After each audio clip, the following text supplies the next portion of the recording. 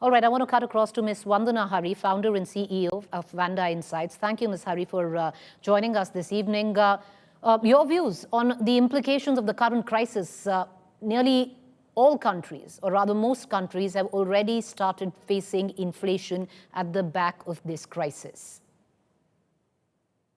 Look, this is an unprecedented crisis. The world has not ever before seen a situation in which 20% of the global oil supply had been disrupted for more than 10 days. So the market as well has been quite confounded on how to see the situation. Of course, it has been overlaid by a lot of geopolitical game playing, a lot of posturing, rhetoric, a lot of psychological warfare that's going side by side with what's happening on the battlefield as well. So to sum it up, it's just, aside from being unprecedented, it's a very confusing, chaotic situation. One that is very difficult for the physical markets to handle. We already see that, how the various stakeholders up and down the oil and gas supply chain have struggled to accommodate, to adapt to the situation. And on a sort of sentiment level as well, and which we have seen reflected in the huge volatility that we've seen in oil prices, and of course, all the way downstream to petrochemicals as well.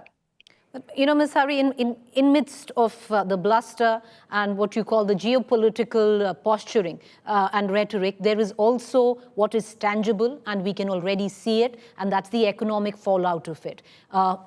Most countries are already in the grips of it.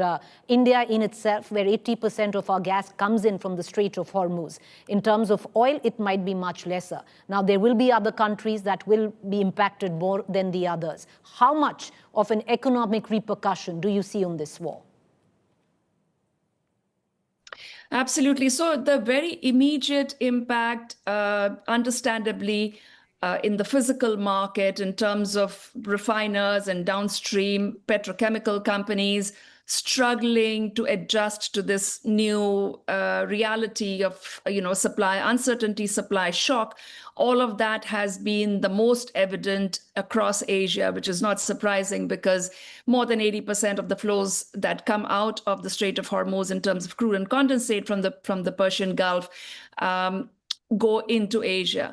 But, oil and to a large extent gas, because of LNG, are fungible markets. It's a global market. So while the immediate impact, the bigger impact is obviously more visible, the pain is felt far more acutely until now in Asia, this is going to have repercussions and huge impact on inflation in terms of economic headwinds across the world.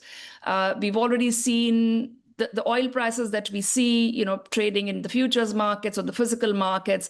Those pretty much are prices that all the countries, the economies, of course, are going to bear, and consumers are going to pay all the way down to, whether you're at the pump or you're buying your groceries or you're buying your, other consumer durables, because oil prices and gas prices percolate into all aspects of the economy.